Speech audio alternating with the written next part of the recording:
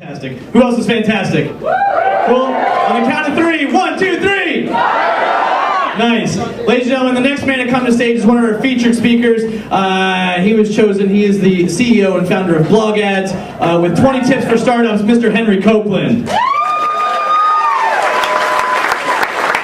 How many of you folks are engineers? I can't see anyone. Okay, bad news. If you're an engineer, you're in the wrong profession if you think you're going to start a startup. It's all about psychology. It's all about people. Great companies are made out of great people and not great products. So really quickly, let's see where we are here. 5 years from now, there's only a 1 in 20 chance that the product you're thinking about today will exist. It's all about the people you choose. You have to be very careful. Psychology. At the heart of every company is a dream, an illusion, a fantasy. Is this a corner?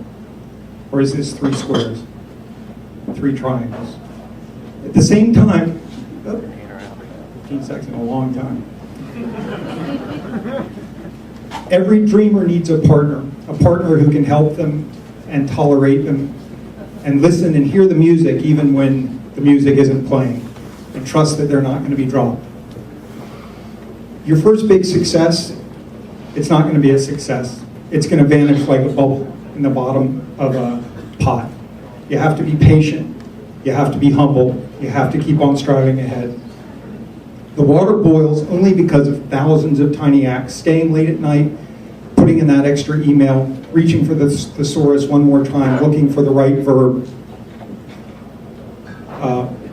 It's a long psychic journey. It's important to take long vacations when you're an entrepreneur. Unplug completely. Leave your phone behind, leave your computer behind. That's the only way to make it. A final piece of psychology. Avoid being either too insular or too networked. You have to reach out and get to know a lot of different people, and you have to do it very patiently across great spreads of social network space. Okay, so now let's talk about staff. Happy teachers are 43% more successful than unhappy teachers. Amazing fact. So be sure to hire happy people. 3, 2, 1. Thank you, babe.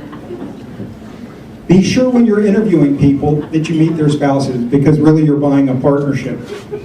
And if you hire somebody with an unhappy spouse, you're in big trouble.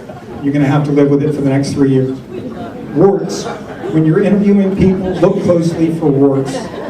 It's easy to look for the good things when you're interviewing people, but you really have to pay attention and look for the tough stuff, because today's warts are going to be tomorrow's mountains. It takes 2 types of people to be in startups. It takes the folks who can climb ladders and the folks who can build ladders. It's very important to start out with the folks who build ladders, and then later you hire the folks who love to climb mountains.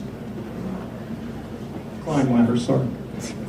Inside every great company is a fire of happy people all gathered around, enjoying themselves. If you get this piece wrong, if you hire the wrong people, it's going to be cold and dark and black. Every staffer you hire is potentially going to build a library of information in their head about your customers, about your market, about your competitors. And if you can keep them a long time, you're going to benefit from all of their knowledge.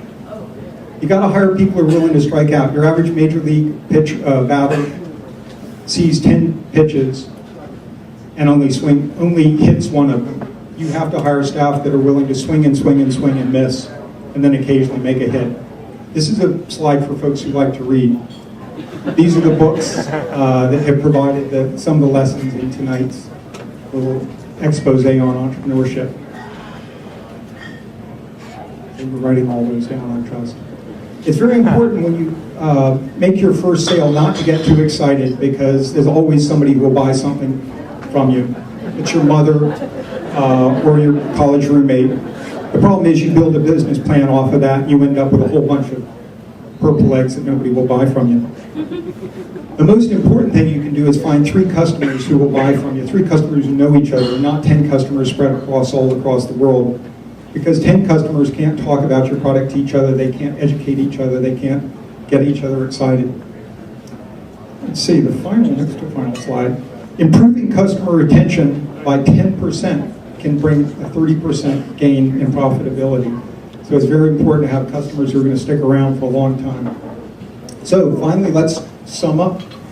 Startups depend on people, not products. You need persistent, loyal, smart staff and customers, people who turn a pile of rags into a hot air balloon that will ride into the clouds. Thank you.